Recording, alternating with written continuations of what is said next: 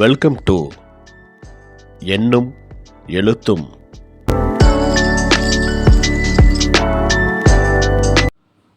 அனைவருக்கும் வணக்கம். 3ஆம் பருவம் 5ஆம் வகுப்பு தமிழ் பாடம். 5ஆம் பாடம் இறுதியில் கொடுக்கப்பட்டுள்ள வளரறி மதிப்பீடு ஆவண்ணா 2 இந்த பகுதியில் கொடுக்கப்பட்டுள்ள வினாக்கள் மற்றும் அதற்கான விடைகள் என்ன அப்படிங்கிறத இந்த வீடியோவில் பார்க்கலாம். முதல் கேள்வி, ரோஜாப்பூ இச்சொல்லுக்கு தொடர்புடைய சொல் எது? சிவப்பது. இரண்டாவது கேள்வி, பொருந்தாத இணையை தேர்ந்தெடுத்து எழுதுக. அதியமான், தேர்கால். மூன்றாவது கேள்வி, விடுபட்ட இடத்திற்குரிய சொல் எது? கருப்பது, அலைகள். நான்காவது கேள்வி, யார் கூறியது? பெண்ணே, நான் கேட்ட வினாவுக்கு இன்னும் நீ விடை கூறவில்லை. பாண்டிய மன்னர். ஐந்தாவது கேள்வி, சரியான விடையை தேர்ந்தெடுத்து எழுதுக. கண்ணகியின் சிலம்பில் உள்ள பரல்கள். மாணிக்கம். அடுத்த பக்கத்தில் முதல் கேள்வி பாருங்க. சரியான கூற்றை தேர்ந்தெடுக்க அப்படின்னு கொடுத்துருக்காங்க. 2 கூற்றுகள் கொடுத்துருக்காங்க. கூற்று 1, கண்ணகியின் கால் சிலம்பின் பரல் முத்துக்களால் ஆனது.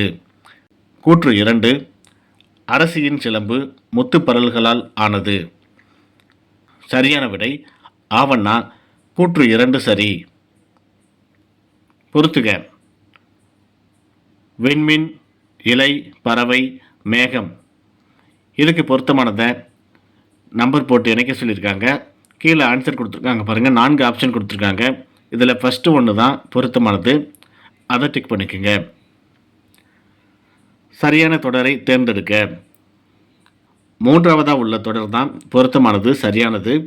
நீதி தவறாதவன் என்று போற்றப்படும் மன்னனே. இதை டிக் பண்ணிக்கோங்க. விடைக்கேற்ற வினாவை தேர்ந்தெடுக்க. புறாவுக்காக தனது உடலை தந்தவர் சிபி மன்னர். இதுக்கு பொருத்தமான கேள்வி ஆவண்ணா. சிபி மன்னர் புறாவுக்காக என்ன கொடுத்தார்? இதை டிக் பண்ணிக்கோங்க. 5வது கேள்வி, பிழை நீக்கி எழுதுக அப்படின்ட்டு ஒரு வாக்கியம் கொடுத்துருக்காங்க பாருங்கள்.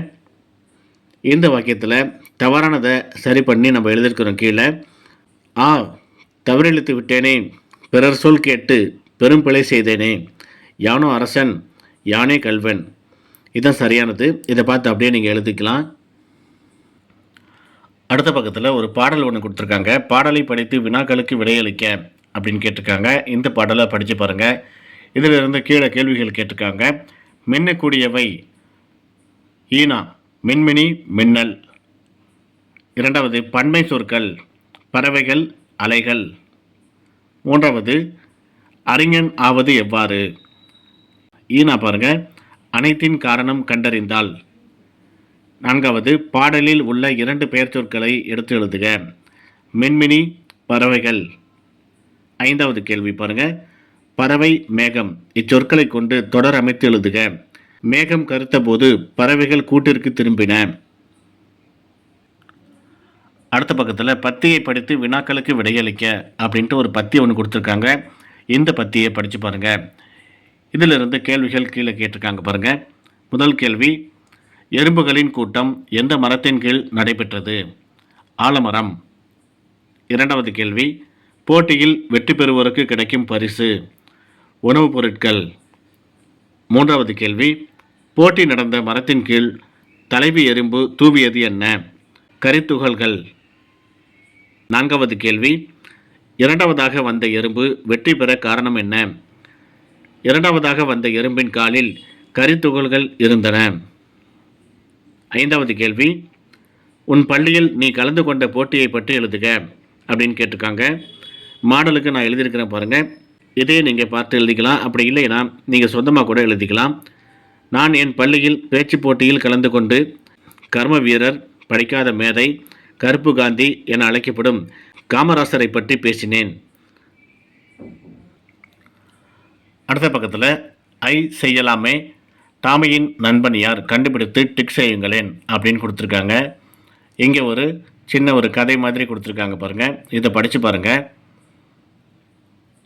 கீழே பாருங்கள், டக்லுவுக்கு பரிசு தர டாமிக்கு உதவலாமா உணவுப் பொருட்கள் அப்படின்னு போட்டிருக்காங்க. இந்த படத்தில் உள்ள பொருட்களை நாம் அப்படியே எழுதியிருக்கிறோம் பாருங்கள்.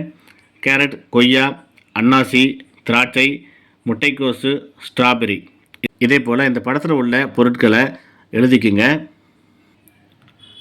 டக்லுவுக்கு நீ வழங்கும் பரிசு பொருளை வரைந்து வண்ணம் தீட்டலாமே அப்படின்ட்டு ஒரு சின்ன ஒரு ஸ்பேஸ் கொடுத்துருக்காங்க. இந்த இடத்துல நான் வரைஞ்சிருக்கிறேன் பந்து அப்படின்ட்டு வரைந்து பந்துன்னு எழுதியிருக்கிறேன்.